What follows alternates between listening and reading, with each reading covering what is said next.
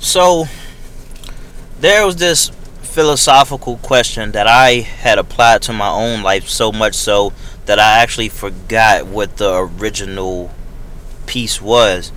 But basically, it goes like this: at which point is the car not the car that you bought? You see, I'm in a car right now.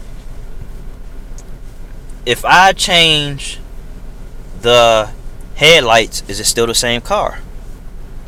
Alright, you may say yeah. So, what about if I change the tires also? What if I change the engine? You know, what if I change the trunk? You know, what if I start to change the backlights? What if I cut the top off this thing? At which point is this not the car that I need to make payments on? I mean, it's paid off, but let's say I had to make payments. At which point? Because at some point, this is not the car. This is not the car that I bought. So I'm not saying this as some type of loophole.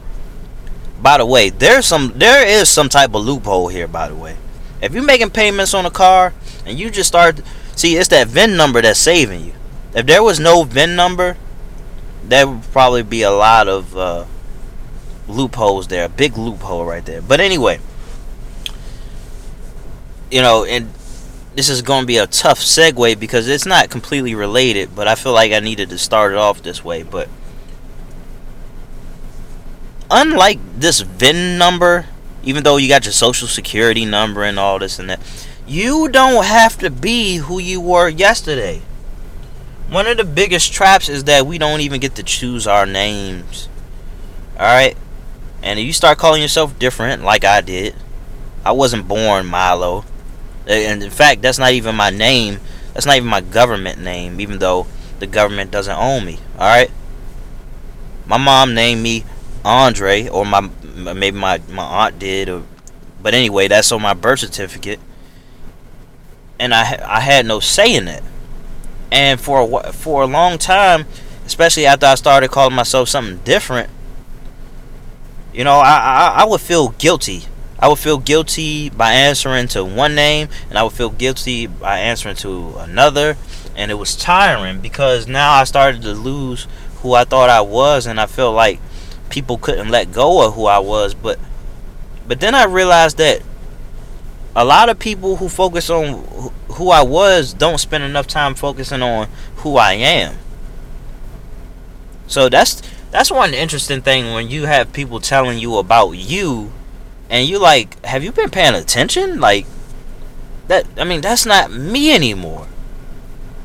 All right, but that's all that those people choose to see. They didn't get the updated version of you, and that's their fault. But you don't have to be who you were yesterday just because other people still see you as that.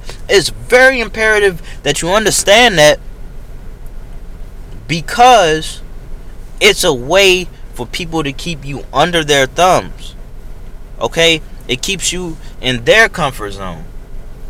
Alright? So, I often like to speak on, hopping out of your comfort zone and all those things, but it can take you out of your comfort zone in an unfavorable way if you feel like you have to be who you think they think you are.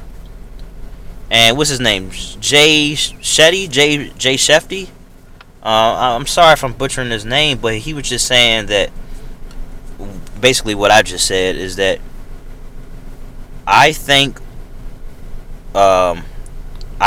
I'm who you think I am. Something like that. So it's our perception, our outward perception of what other people may be perceiving who we are. Other people's perception of us. And we buy into that. So for instance, I got a family member who was kind of slowly coming out as gay. Those things happen, and you never know how other people are going to respond. So then you see people like fake it, holding on to the old version of themselves, or holding on to the version that they believe is going to keep them safe among other people. the tough part about that is, here we have somebody who's trying to fit in with what they may think is going to keep them safe, is going to keep the judgment off of them, and try to keep everything, I don't know, similar to how it's always been. But away from that, in a crowd you're more comfortable with, you know, that person or my cousin, he's going to be himself. And no matter how flamboyant or flashy or whatever it may be, whatever comes with the lifestyle of being just being gay, I don't know, might mean nothing, but in this particular case it means something. And you really have a struggle between both identities, and I struggle with that too, not because I'm gay, not because I had a sex change, but it really feels like a test of what my identity is just by going by a different name. And the amount of stress that I had from trying to keep up with what I was and what I think other people see me as, it's really tough. It's really tough, especially when you want to be all of these things. You want to be all these positive things. You want to be all these great things, but people don't see it in you. And that's coming from somebody who understands that nothing will ever matter as far as perception goes more than how you see yourself. And in understanding that, you keep a bigger leash on people. You're not as reactive when it comes to other people and how they gonna see you, because they're gonna see you however they see you. And it's just no way around it, except for, you spend more time around people who understand, who get it. You spend more time alone, and just trying to be more present. Just all of those things. But to wrap this all up, because I could have summed this up very, very quickly, but I feel like I had to, give you the ins and outs, is that the reason why you don't feel like you got a fresh slate is because you don't choose to give yourself a fresh slate. All right. If you saw yourself as an idiot for the X amount of time you've been alive, then you can change that right now. You don't have to go on and tell yourself that you're smart, but you just practice the practices of, people who are, geniuses. All right. So if that means you read more, then you read more. If it means you spend more time and doing a particular thing, practicing, then you do that. But you get to change the narrative, and you can have a fresh slate right now.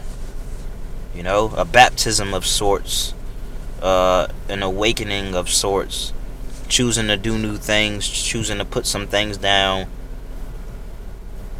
choosing to leave those parts of your identity behind. All right. So, because we build our reputations around some of the most traumatic things.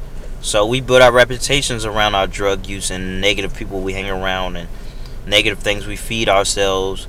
Not just the food, but the television and all that. We build our identities around it.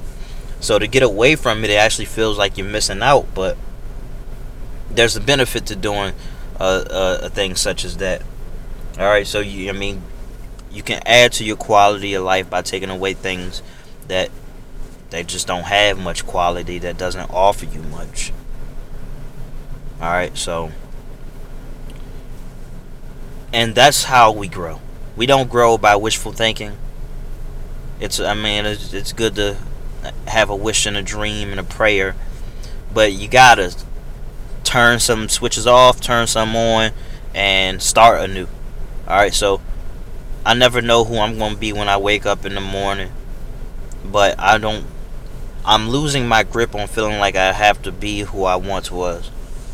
Alright, there's always going to be parts of who I once was in me, but if I don't want that to be the leading character, then it's up to me. Alright, because I run this shit, I run this show. Alright, so you run your own show, nobody else. Alright, so you might get some little mini battles with other people around you, but it's your life. Alright? So, like and subscribe. And, hey, I appreciate you as always.